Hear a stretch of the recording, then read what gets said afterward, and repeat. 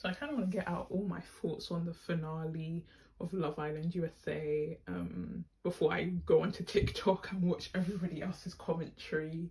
So much happened in that episode, and it was 2 hours long. I am actually so happy I did not stay up late, because obviously I'm in the UK, so it would have been, I would have had to watch someone's like Twitch stream on like at like 2 a.m. And then I saw when I woke up this morning that the episode was 2 hours long, and I was just like, yep, I'm very happy I did not stay up late, because oh my gosh, my sleep schedule would be crazy. Anyway, the episode kind of starts off, or does it end with them like from the night before? I feel like the first bunch of the episode being with Nick and Andrea, I was very happy, felt well fed. We got to see them kiss on the sofas, and I feel like all the chemistry that they also had in After Sun, like we got to see the like spilling out of that. And then also their date, I feel like their date was really like beautiful. Like also having all like the notes of people who had supported them, like the viewers. That was a really nice day. I really loved their date. Again, Nick will always wear a Lanchius lipstick every time they kiss, which I found like really super cute and funny. I really liked that coupling. It's just, it was really beautiful to watch. The next couple we had was Iris and Pepe. Wait, was there anything that happened before the date?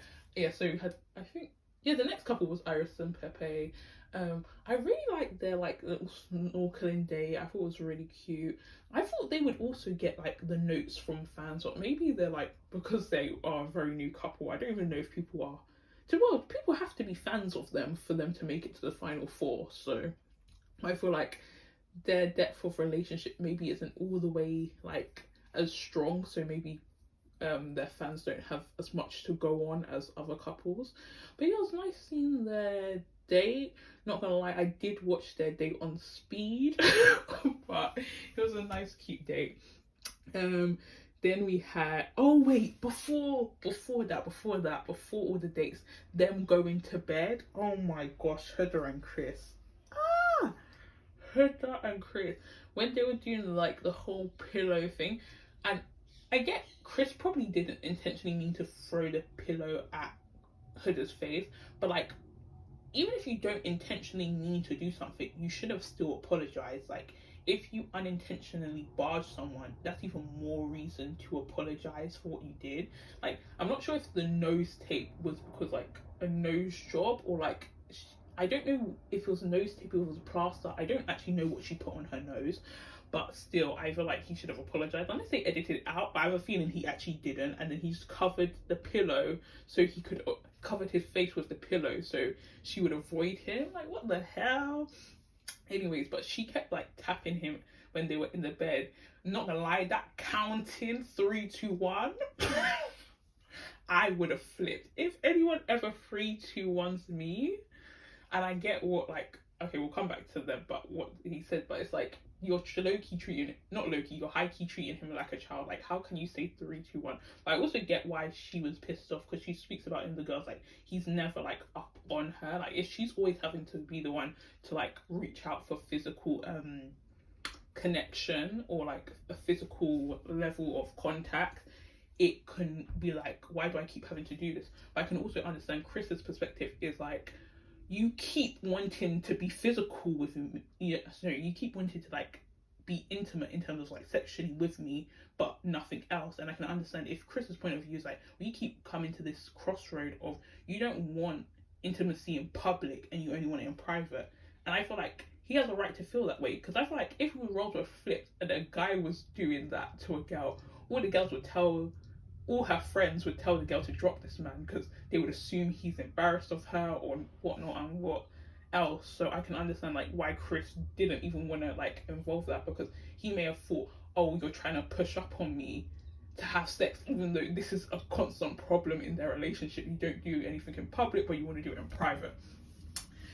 Oh, child, there was so much happening in this episode. Also, is it Sterling? I'm not sure if Sterling. All his jokes this episode, he always makes amazing jokes, but this episode, he really did well with all the jokes. So then Iris and Pepe come back, and then it's Chris and Huda's time to go on their date. Oh god, it actually started off like I knew there was so many issues in this dynamic, but I genuinely thought they were gonna fix it. Like, I don't know why I thought they were gonna fix it, but I should have known from when Chris was begging for his parents and for his mum and his sister to say something bad about this relationship, because like the dinner started off quite nice, and then it just went left. Like, that is the best way to describe it. Like, and I feel like at one point I was like, Chris just, oh yeah, also throughout the episode it just felt like Chris was wanting people to tell him to finish this relationship so he could end it. And I feel like he should have just been the one to be like, this is what I don't like and I don't see us going forward. But I feel like maybe he wanted it to work, but I feel like Huda is right to be like, we are not exclusive, we're already long distance, what's it called? These are the things I don't think I can like be okay with in a relationship. Yeah, I'm not gonna lie, when they ended it, I was shocked. I was so shocked. Like, I didn't think it would end. Like, I thought they would come to some sort of resolution, but I think it was the most healthiest and best option for them to resolve it. Not like Chris didn't seem to be that impacted, but I feel like he may have been. But I feel like from what we've seen sometimes in their conversations, Huda has this tendency to be like, if things aren't going well, like kind of not throw in the towel, but will say things that would imply, should we just have it over or should we just end it? So I feel like if that's constantly how they end conversations, he was right to say, I can see where you're leaning towards. So he may have already been mentally prepared that this is what's gonna happen. When he walked, oh, also, when that lady appeared in the red, I was like, what, we allowing strangers to be over here? What the hell? But she was a singer, so yeah. I was like, I thought for some reason they were gonna make out and fix things, but again, kissing should not be the reason you guys continue in a relationship that's not healthy or good for either of you. What else? When he walked away, I was like, oh my gosh, is he coming back? And then he came back and I was like, okay, he's gonna carry her. He grabbed her hand. I was thinking, oh, why is he grabbing her hand? Is he not gonna pick her up? And then he was like, when she asked, are you not gonna carry me? And he was like, I don't want to. I was like, oh, okay, like, damn. And when she went back for more champagne, I was like, me too. Like, I don't even drink, but like, I would go back for some alcohol, because what the hell? I came on this date being carried by this guy, thinking that this would be a good date, and we left as friends. She did end it, but damn, I would take 2 glasses. Then when they came in and all the guys were like, don't smile too much when about what's it called, Chris, because they both looked so unhappy. But I think it was good that they ended things, because it's not good to stay in a relationship for no reason. Amaya and Brian went on their date, and I had already seen some rumors about Amaya and Brian winning. So once I kind of knew from that lens, I could see how it was definitely going to be them, because the whole the photo book, a photo album, that was actually so beautiful. And then the whole like fireworks after being exclusive, again, so beautiful. And then the night kind of ended. Chris went to go sleep on, what's it called? The thingy, Soul Ties.